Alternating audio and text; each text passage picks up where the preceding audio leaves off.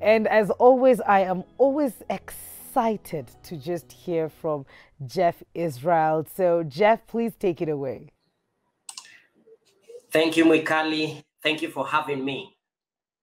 Our today's discussion is on how people are meeting their need for connection. All human beings have this need to connect with each other and to connect with self and to connect with God. You cannot replace one for the other. All of them are totally essential for you to meet your human need for connection. And unless you meet your need for connection, you will not be fulfilled no matter how much money you make or how significant the world makes you to be. You will still need to connect for you to be fulfilled. And some of us, we've been so heartbroken, we don't want to connect with anyone. And so we suffer from an addiction to loneliness, taking a lonely, dark corner somewhere. And we feel like that's our safe space.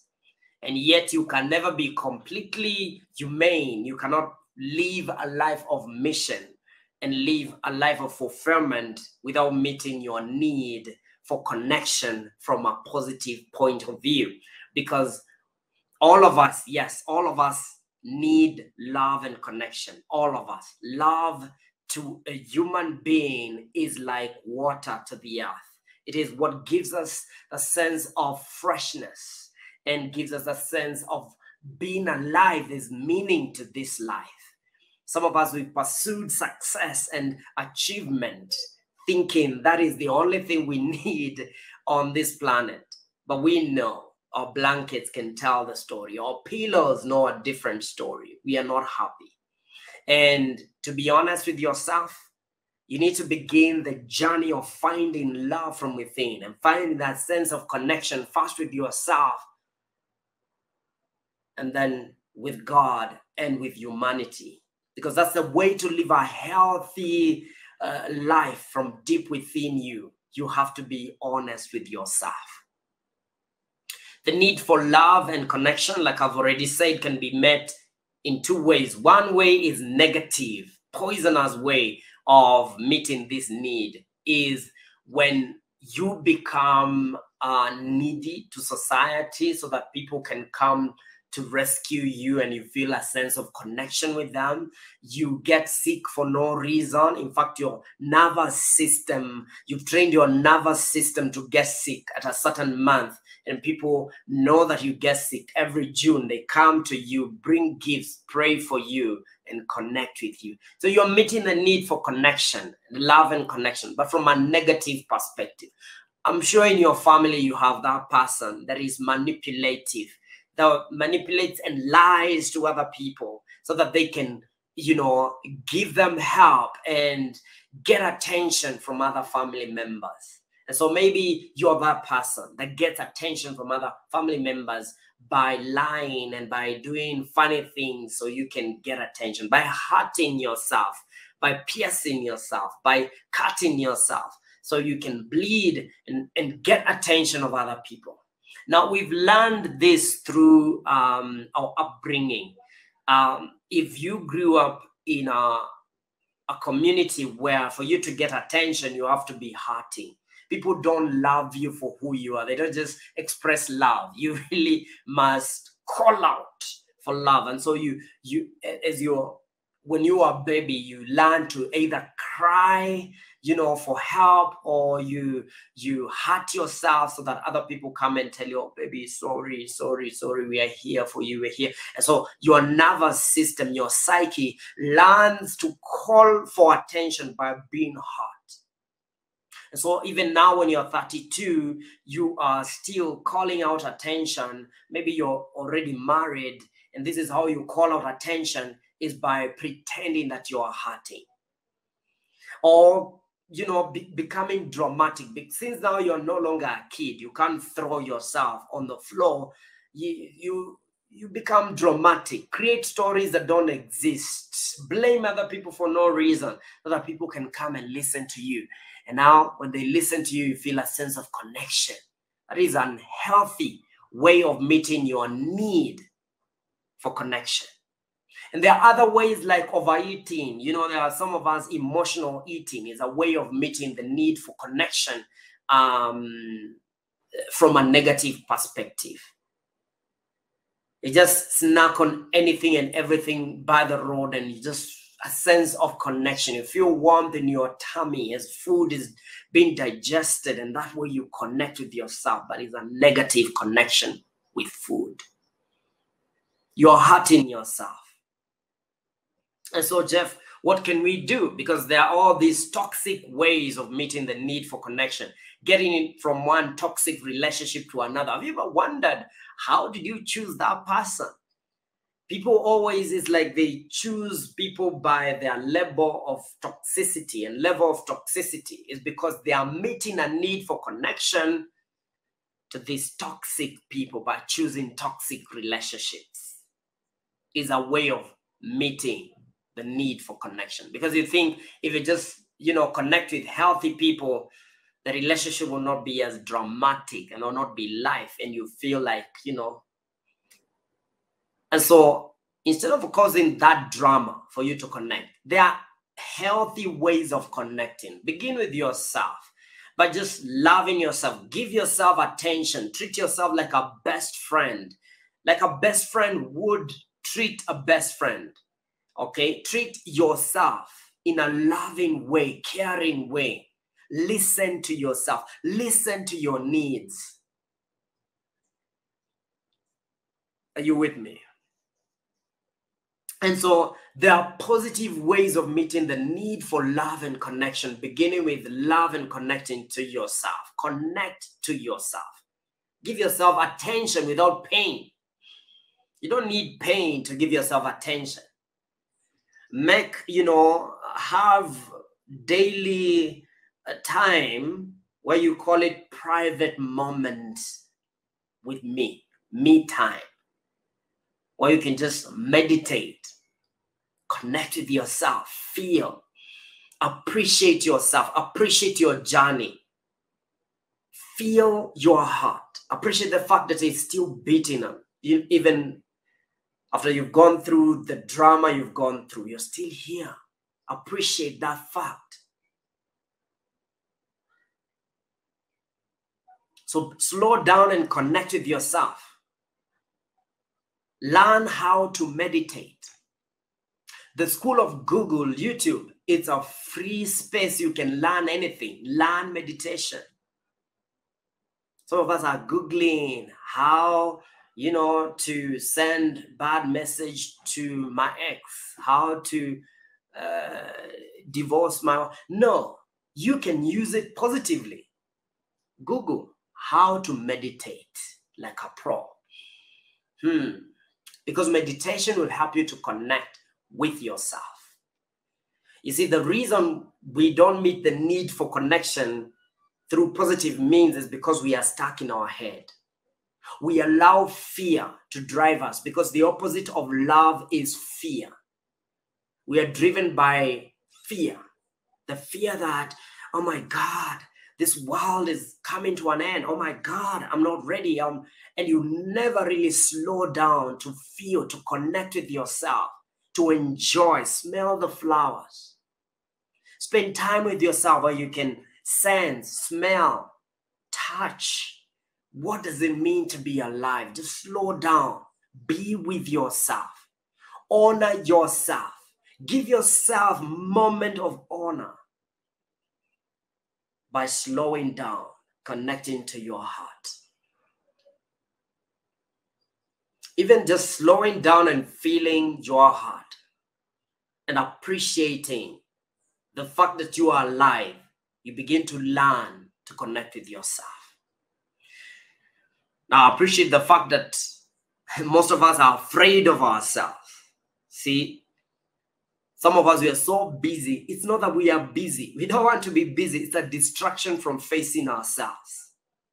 The busyness is a distraction from facing ourselves because that silent moment, quiet time gives you an opportunity to face yourself.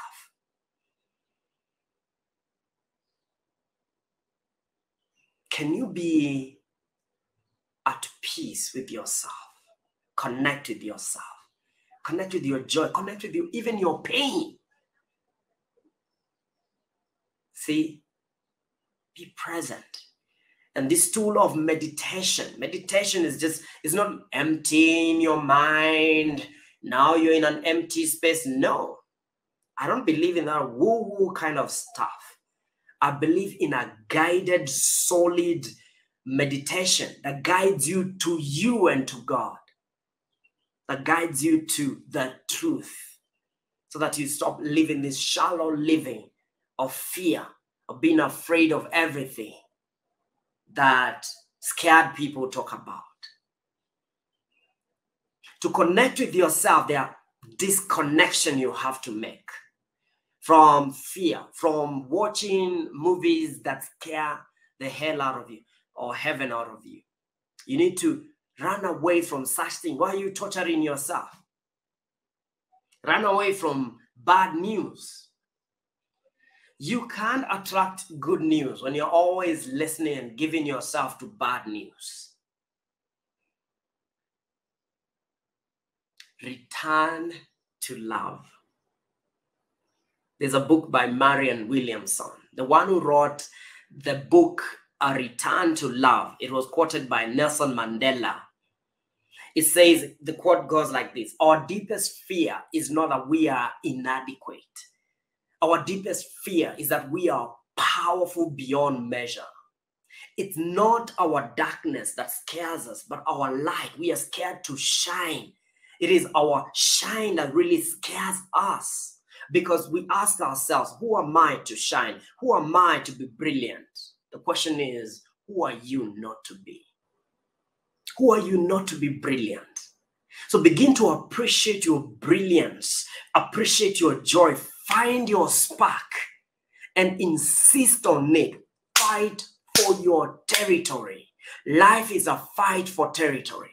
Don't live for fear. Life is too short to be afraid of what other people think about you. Life is too short to be afraid of this world. Live it.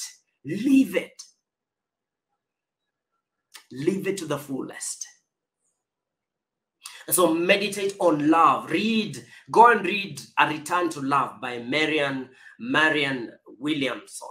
Go find it and read the book. It's a recommendation I make to all my clients. A Return to Love. Because we focus so much on fear and what we don't have, and ignore that inside of ourselves, we are love, because we have God inside, and God is love. We are. All that you need is within you now. Everything you need is within you. The treasures are within you. And so begin by connecting with yourself. Then another connection that we run away from is connection with God, or connection with the universe, connection with the force that created everything we see and all that we don't see. And so we distract ourselves from that connection by running to religion, talking about other people's weaknesses. It's a distraction. Real men, real women face themselves. They have real deep conversations about their destiny, about themselves, and about God. And you begin to connect with yourself so that, let me tell you something, the source of fear, the source of uncertainty, the reason you cannot speak well in public, the reason you feel you have to shrink when others are shining, the reason you feel you should be last, is because you have neglected love, that love from within you. You have come with excuses why you should live in the dark corner of self-hatred, of putting yourself down, talking yourself down. And you begin to love yourself and forget about fear, overcaution, procrastination, because all those are signs that you've not connected to yourself. All human beings have this need to connect with themselves. We have a need to connect with ourselves, and then with God, and then with others. Now, when you talk about the third level, the first level is connect with yourself and connect with God, with your creator. Before you do number 1 and 2, forget about number 3, connecting with others. Forget about relationships.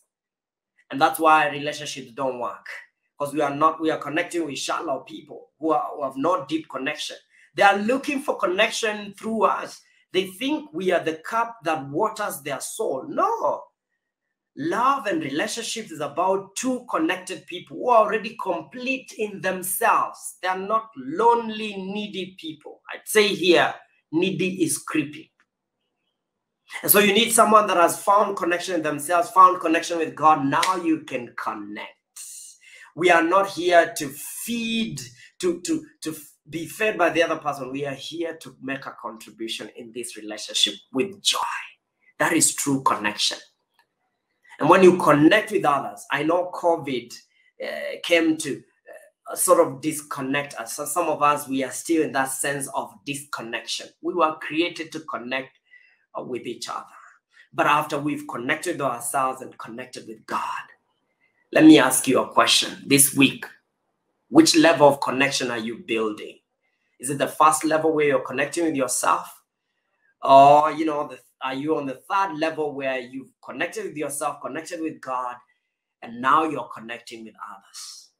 Now, if you want to learn how to build the synchronicity between those 3 levels so that you come from a place of fulfillment, you're not needy, creep-ish person, looking for love in all wrong places, then connect with me on YouTube channel, Breakthrough with Jeff, and I'll help you through the journey. Thank you, Mikali. Thank you for having me. God bless. Exactly what we needed this morning, Jeff. Thank you so much for being always spot on. We love to, learn from you. And I can't wait to see what it is that you have in store for us tomorrow. As for now, Asante Sana. We're going to take a very short commercial break. We'll be right back.